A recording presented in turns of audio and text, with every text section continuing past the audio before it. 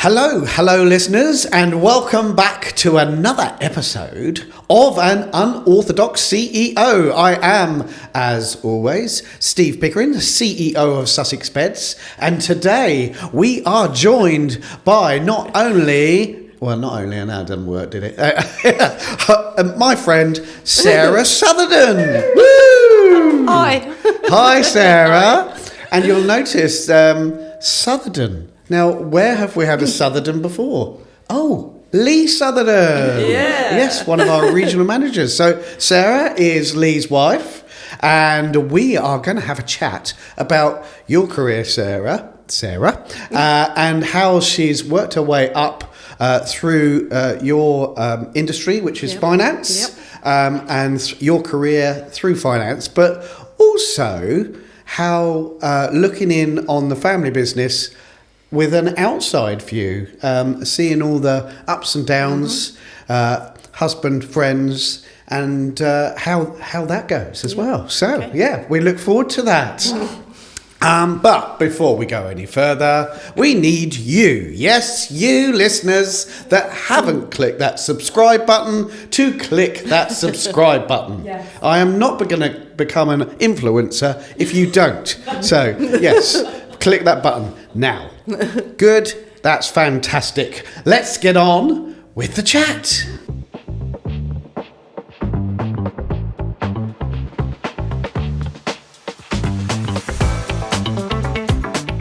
Yeah, there we go. Nice.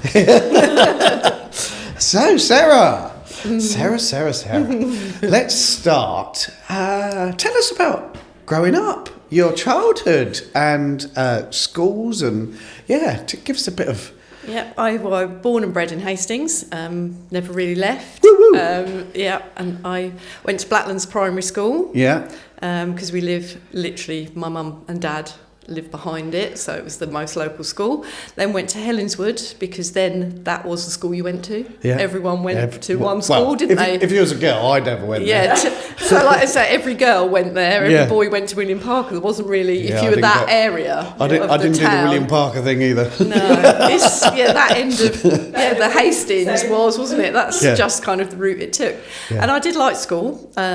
I was quite academic and I was quite sporty, so I kind of really did quite enjoy it. I was on all the sports teams. Yeah. I held a Hastings record for the 200 metres in athletics when I was 12. Is that still in place? I've no idea. No, not something I look at. So I did the town sports, ran for Sussex for a while. Yeah. But I also, my hobby was ballet. So that's what I did all the time. Yeah. And that's what I really wanted to do. And I did have an audition for the Royal Ballet School when I was 14. Wow. Did you know that, Vic? No, I didn't know that. And then I grew. Yeah. And you're just too tall. Just too tall. Aww. So that, and I'd given up athletics by then. Oh, no. So then what do you do? Finance. That is the next step, isn't it? Obviously, the next step. Yeah. My plan was to marry Roger Black, but that didn't happen. No, so finance, it was, and that's that. Was it like that though? Was you like not going to be a ballerina? So what? Did you want to go into finance, or did you find yourself just? Once the ballet thing was over. And then I did my GCSEs, and I did quite well in them. And then so I did A levels. So then obviously most of the people going off to uni, that wasn't for me. No. I was such a nervous Nelly that the thought of leaving home and going and living somewhere else was absolutely not. So then my dad said, well, you're not sitting around here, so you get yourself a job. Yeah. And in my mind, I wanted 9 to 5, Monday to Friday. That was about literally as much as my thoughts went. And at the time, it was Barclays Commercial Finance, which was down the Old Town by the Fountain. They employed like 500 people, and you basically left school, went and worked there. Yeah, is that what you did? And I started in the post room. Right. So what does that actually entail? What do you do? So with the post room, I only stayed in about 6 months, but then that's how you got to meet everyone who worked there, even like top management, and you got to learn all the different departments, and then you would get moved. When there was a space in one, you'd get moved. So I went into the cash processing team. Yeah. So Barclays Commercial Finance is a factoring company. Right, yeah. So basically you buy clients' book debts, advance fund them on it, and then collect the debt for them, Yeah. pay them out, etc. So the cash processing was literally all the cash coming into our accounts, allocating it to the relevant invoices, Yep. etc. Then I moved on to the cash reconciliation department. Yeah. So any of those that weren't simple went to that. Yeah. Then I moved into the finance department. Yeah. Then I went into client management, and then it closed. Oh, no. So yeah, I was there about 15 years. 15 years. Yeah. And it moved to India. That was when all the banks suddenly thought that's what they wanted to do. Yeah. And then it came back 4 years later, but opened in Basingstoke.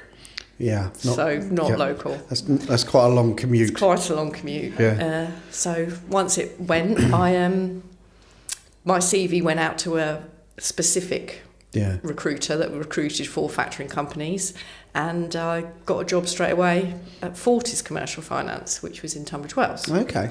I didn't want to take it because I wanted my gardening leave. Who at 25 gets an option to have 3 months off paid? Yeah. I was just like, I want to have the 3 months off. Why should I? Yeah. Dad again. Yeah. No. So I did have a month off and then started again.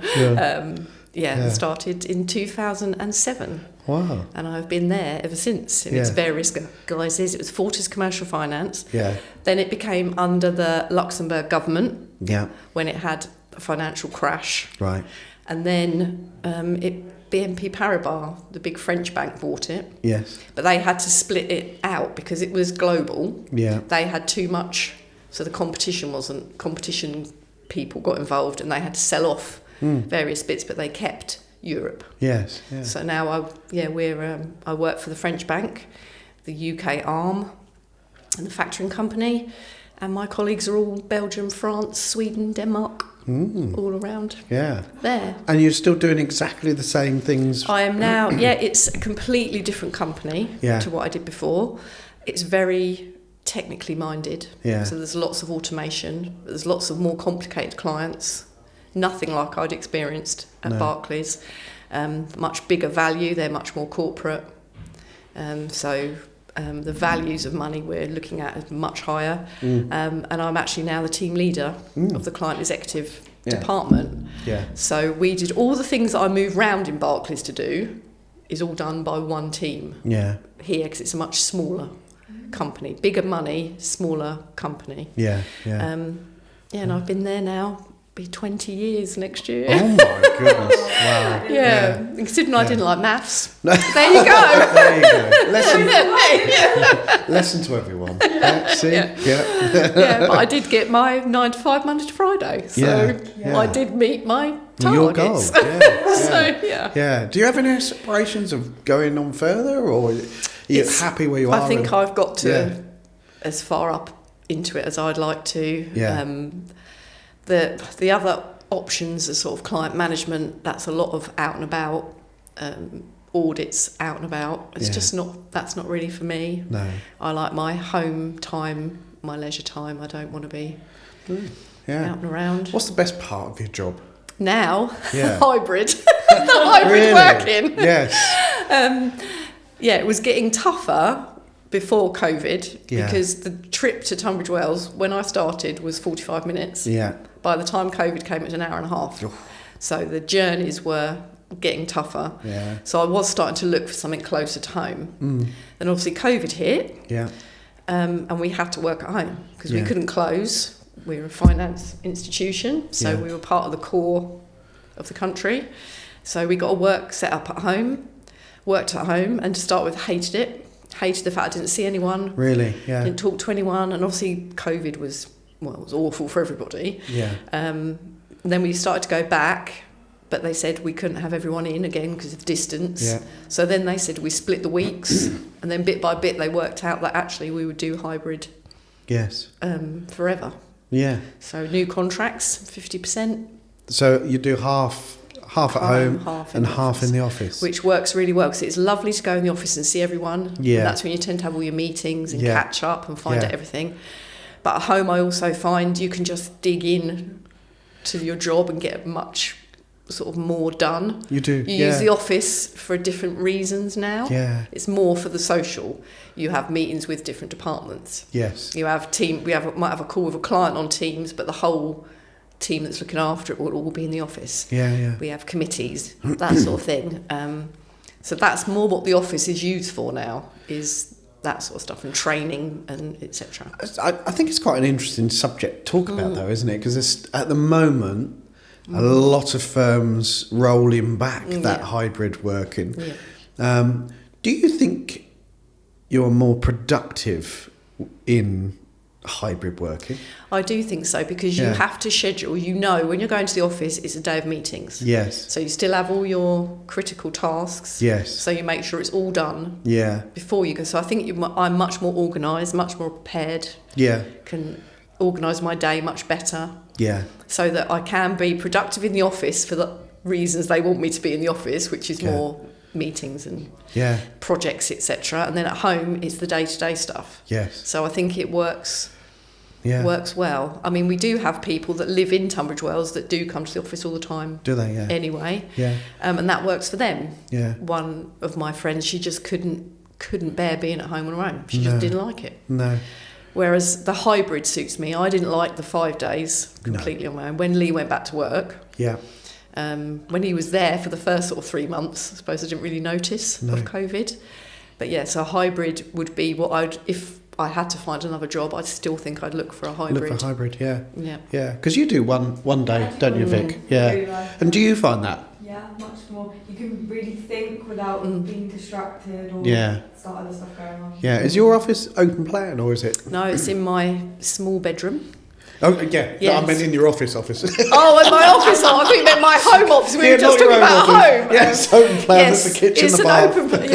It is an open plan. The operations team are all out on the open plan. Yeah. Then the director's got offices. Yeah. And then around the corner is the client management team.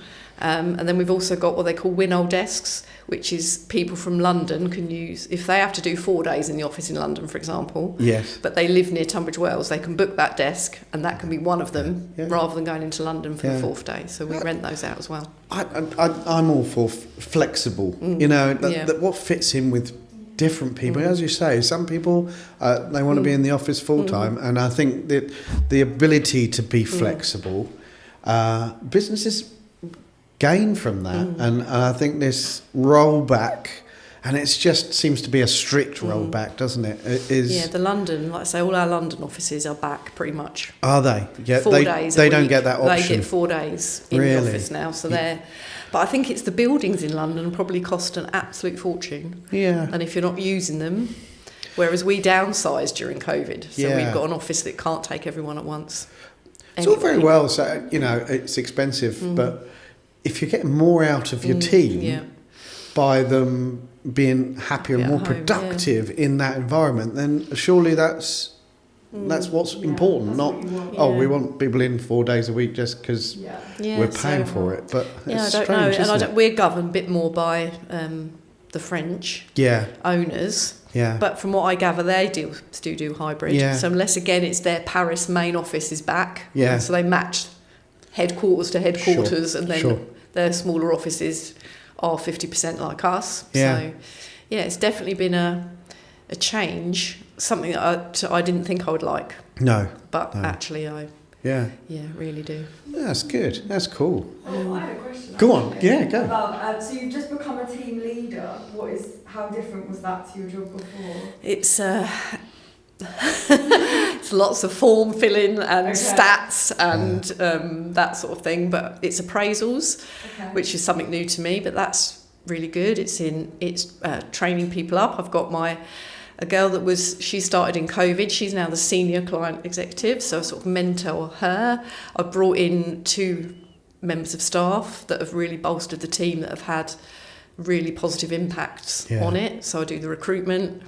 But I do still have to have the biggest clients. So I've got 4 clients left in my portfolio that I still have to look after. Yeah. But it was strange stepping up to being the boss of the people you weren't boss of before, you were level with. It is a strange step. How did you manage that, actually? I guess because this is something that happens to many people in various roles, is your peers, you're all on a level, and then suddenly someone get a promotion. Yeah. And how do you move into that team leader role without causing it. Well, we did have we had one person who didn't get it who decided she'd leave. Really? So that was that. It was Really? easy to deal with. And like I say, we only had 2 other people in the team. One was a part-time lady who'd come back from maternity, and the new lady. And we'd never had a team leader before. They'd never done that. Okay. They just have a manager sitting above. But I could get in, I could look at the processes then, I could make things more efficient, I could set the tasks out in a more structured fashion, I could spend time with the team when they needed help, and it has been really successful. Yes. But I do think it was the people I had were never going to be team leaders at that point. No. So I don't think they had aspirations for it. Okay. And they liked what it did to have that person. Whether it was me particularly they liked, I don't know, but having a team leader that was closer and had also done the job, so could fight their corner. It felt like we had someone that could fight their corner. And the one that left, did that person have aspirations for that role? Yes. And that's always difficult, isn't it? When you have multiple internal people going for a role, you're going to make one happy. And it's managing those others. And I mean, that's happened for us. And you really do see the real people, because they'll either do one of 2 things. Like, okay, I didn't get it this time. What have I got to do to make sure that I'm going to get that next time? And that's what, from a business point of view, that's what you want to see. Otherwise, it's, I didn't get it, I should have got it, and blame, denial, and really not take responsibility themselves. And then, then they decided to leave, which I think was probably for the best, because I did think then it would be, I'm not going to work for you, I'm not going to do this, I'm not going to do that. Fight back against every decision. But so Marie, who was new at the time that I was appointed team leader, as I said, she's now been promoted to the senior member of the team. So it's worked really well. It has worked well. That's good. That's really cool. It was out of my comfort zone at the time. Because I have had my issues with anxiety. So to step up to that was really quite brave from my perspective, but actually it's done me so much good. Have you suffered all your life with anxiety? My mum said recently, I definitely did, because they were always said, such a shy little thing, funny little girl. And she said it's because I was just scared of everything. So anxiety was a big thing, eating. That's how it is. I can't eat because I feel so anxious. So as a little child, I was really skinny and everyone was worried. And I didn't really sort it out properly till COVID. Really? Yeah, I lived with it all that time. Because it would go for years when I didn't have any. No. You see what I mean? So it was always on and off. And once it went, because you forget, it's not till it comes back, you're like, oh, probably should have done something about that before. But when COVID came and went on and on and on, it just got worse and worse and worse, because I think I just got myself in such a position that this could be life forever. And I can't carry on like this. No. So I did sort my anxiety out in COVID. How did you sort it out? Well, I talked when we were allowed to meet like 6 people outside. 6 girls. We got together. And everyone cried. Everyone said what they felt, and that's when it all came out. And I went to the doctors the next day after that conversation. And I've had CBD training, I've had counselling, but actually medication I've gone on since. And the difference it made was in your life unbelievable. It was literally life-changing. And for everyone around me as well, probably. Because I just don't have the same issue at all. Don't have it at all now? No. Wow. I mean, a lot of it could be my own self. I've grown up during COVID as well and got that job and done a lot of different things. So I probably have helped myself. But I think I had to have that help. Because it just levels you.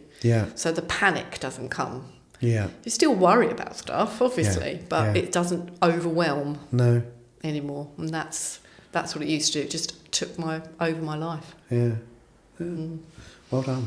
Fantastic. So it's good. Yeah. And you're pushing yourself outside your comfort zone today, aren't you? Yes, exactly. Yeah, exactly. Probably you're right, though. If this would have been before I'd done any of that, I would have just said no. No. Because it would have just scared me too much, and it's best not to do it, isn't it? And you wish you'd said no as you walked in.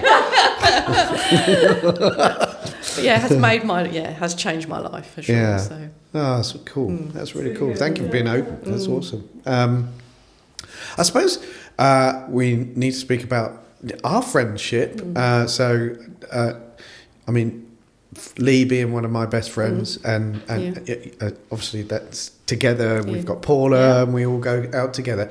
Can you remember? Oh, no, actually, how did you meet Lee? Let's talk about Lee. How did I meet Lee? Let's talk about Lee. I met Lee at a work friend's wedding. A work friend's wedding? Yeah. So I was a guest at the wedding for my work friend. She was getting married. And Lee was the chef at the Victoria pub. Yeah. And he dropped a big jar of red cabbage on the floor. And I said, well, that was clever, wasn't it? Ooh. Yeah. And he said the same. He's like, well, she's charming. Anyway. But by the end of the night, we'd exchanged numbers, and we went on a date after that. So that's how we met. At a wedding. Yeah. And married? We got married in 2006. Yeah. So it was 20 years this year. Oh my goodness. Yeah, we got married in Cyprus. Yeah. But we've been together about 27. Yes. About 27 years. Yeah. It was just new, I suppose. Yeah, we just met at that one thing, and you saw. So Lee was chef. He was a chef then. Moved on to Morrison's. Yeah, he was a chef for a long time after I met him. He was at the Vic for a long time after. Yeah. Then he went to the Priory. Yeah. In Ticehurst, cooked there for a while. But then they were making redundancies. Yeah, so that's when he went to Morrison's.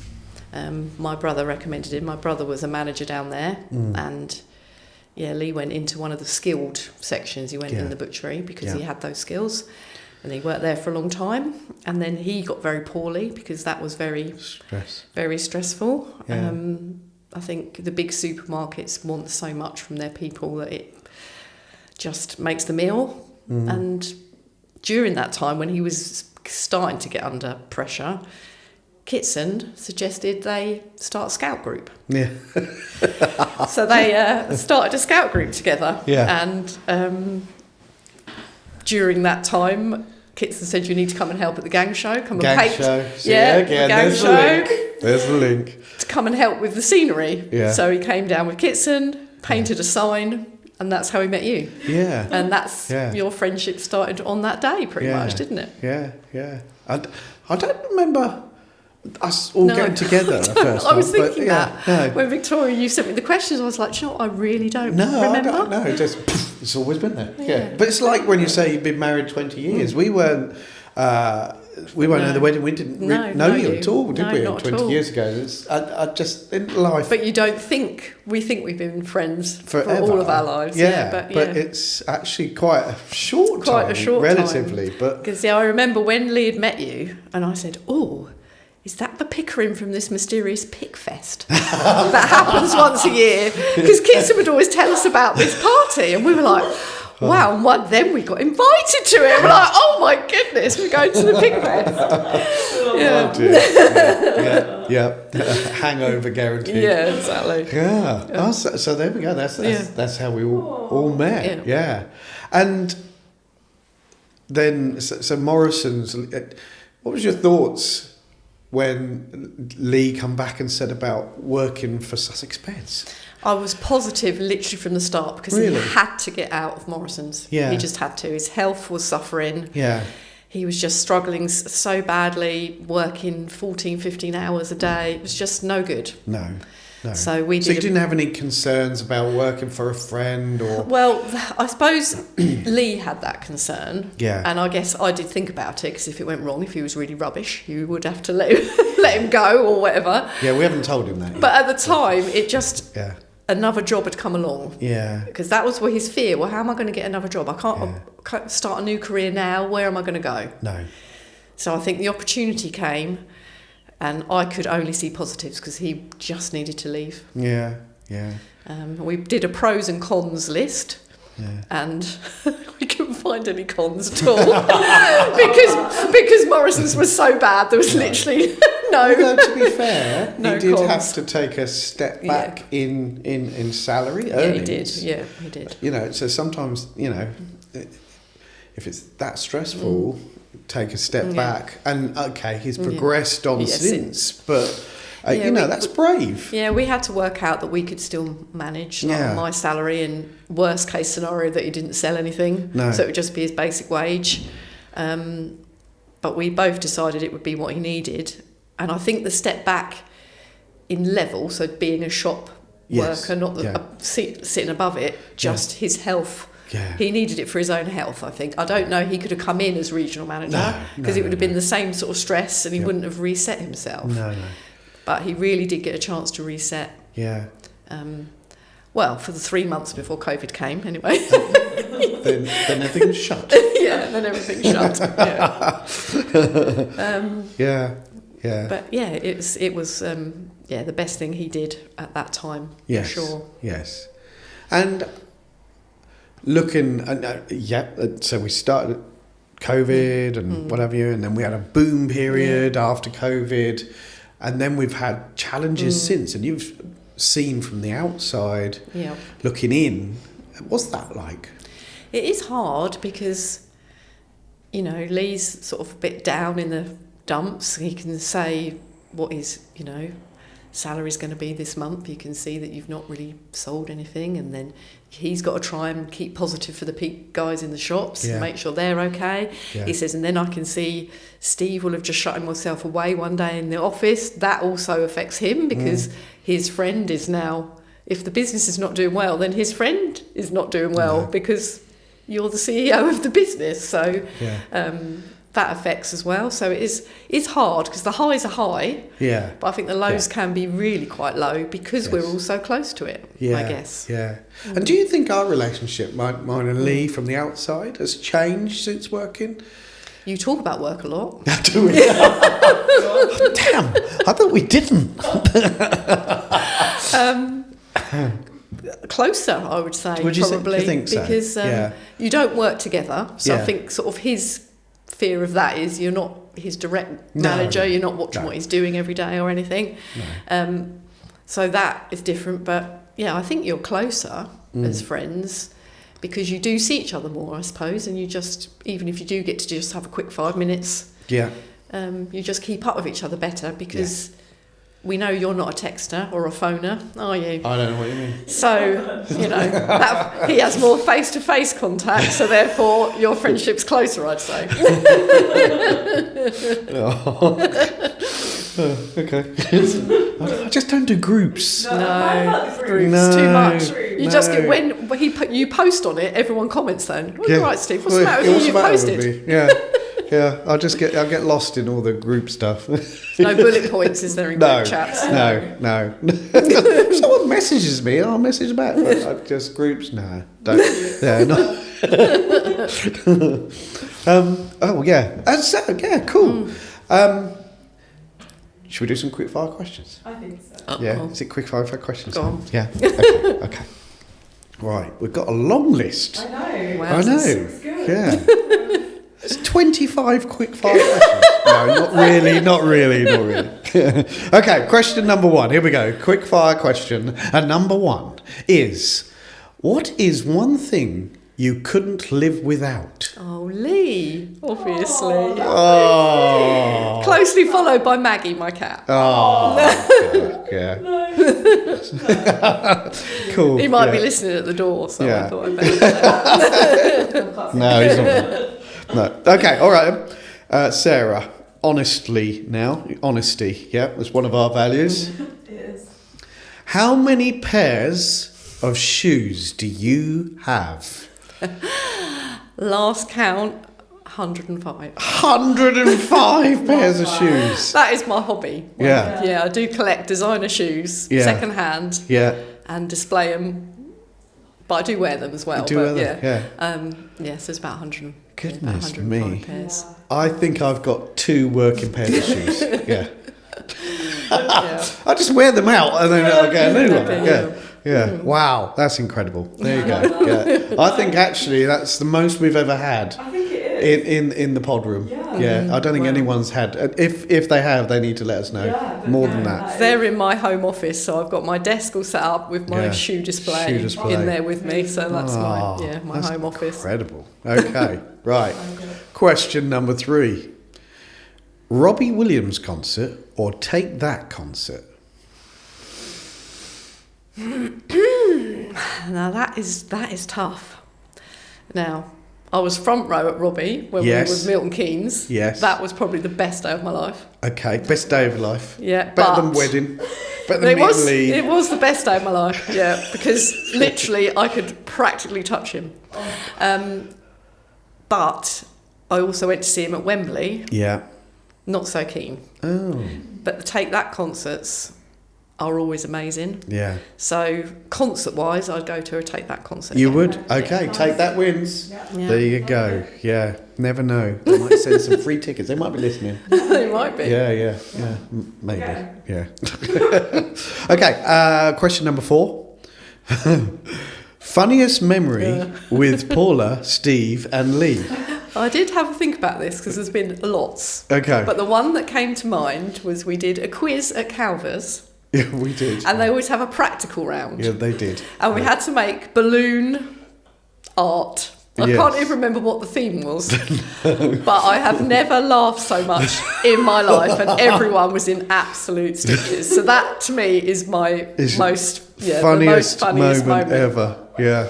I mentioned it to Lee again last night, and he started laughing again, thinking about it. So it was just, it was ridiculous, but it was just so funny. I think it was random stuff, wasn't Yeah, it? I can't remember what it was supposed to be. I can't remember. Colin put it on his head, and I just know that was just... Yeah. Balloon art. Yeah, in a quiz. It was funny. Oh, another between two things now. Ready? Question number 5. Mykonos or Sorrento? Ooh, Mykonos or Sorrento. That's hard. Yeah. 2 holidays we've been on together this season. Well, Paula and Lee were there. It wasn't just 2 of us. Yeah, I mean, we did spend the week in Sorrento. We did. And only a day in Mykonos. 2 days. 2 days in Mykonos. Yeah. And I loved Mykonos. Yes. But I think it's still Sorrento. Still Sorrento. Yeah. Well, there you go. Sorrento wins. Just loved that whole... Everything about that Italy down there, it was just wonderful. We done mountaineering in Italy. Climbed Vesuvius and everything. We did. We looked inside the turret. They went, okay, let's walk back down now. That was hard work. It was hard work. Coming down was actually harder than going up, wasn't it? It was. Very slippy. Yeah. So we. Yeah. So Mount Vesuvius done that. Cool. Okay, so Sorrento wins. Okay, last question. Final question. What is? I want to know this one. What is your favourite musical? Dirty Dancing. That was quick. There's no question. Really? Dirty Dancing, absolutely. Okay. What as a musical stage film, musical, everything. Really? I just love the music. I would go every time I see it somewhere. I go and watch it. Yeah. Yeah, absolutely. My ultimate favourite. Oh right. Yeah. Okay. Favourite show that you've seen me in? Oh, SpongeBob. Really? No, not SpongeBob.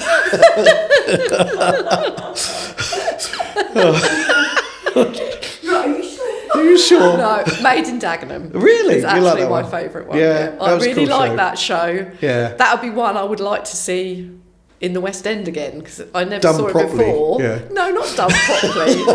Just it was a really good show. It's not around, is it? And it was really, I really like that one. Yeah. You were very good in that. Your 3 or 4 parts that you Thank had. you very much. Yeah. Okay, good. I'll take that. Oh, we've come to the end of our podcast. Wow. Have you enjoyed it? Oh, I have. Yes. Yeah. Oh, well, it's been lovely having you. So, I need to wrap off now, don't I? Yeah. Not wrap off, but finish off. Okay. Next week we are being joined by Oliver Towner from Arthur C. Towner Limited, which is a local undertakers in Hastings, and we're going to talk all things undertaking. Goodness. And chatting about his business. So he took over from his parents. So it's a family business. and that transition across, which I've done. We're going to be talking about the transition across. But their business has been going 150 years. Goodness. And the pressure of carrying that mantle from family member to family member and keeping that going 150 years. It's such an important business. Yes. For people who go there are always going to be so sad to keep the same reputation Absolutely. in that sort of business for that long. Yeah. So that's going to be really fascinating. Looking forward to that. So that's a wrap. We've finished this week's episode. Don't forget, episodes drop every single Wednesday. So don't forget to tune in. And if you need any more unfiltered business talk, you can find me on Instagram, YouTube and LinkedIn at An Unorthodox CEO. Woo! There we go. And so if you are listening, while you are waking up, having your crumpets, triple cooked crumpets. Actually, I do double cooked crumpets this morning. So do them once, do them twice. You can't just do them once. Bit of butter, a bit of jam. And in fact, actually, the dogs enjoyed them this morning as well. So if you're eating your crumpets while you're listening, then good morning and welcome to the podcast. If you're out walking through the meadows, although they're a bit stodgy, wet and muddy, you're probably stodging through those meadows, skipping along, listening to our podcast, then thank you very much. And if you're tucking yourselves up into your Sussex bed, then good choice. Thank you for purchasing from us, but most importantly, sleep well and good night. Bye-bye now.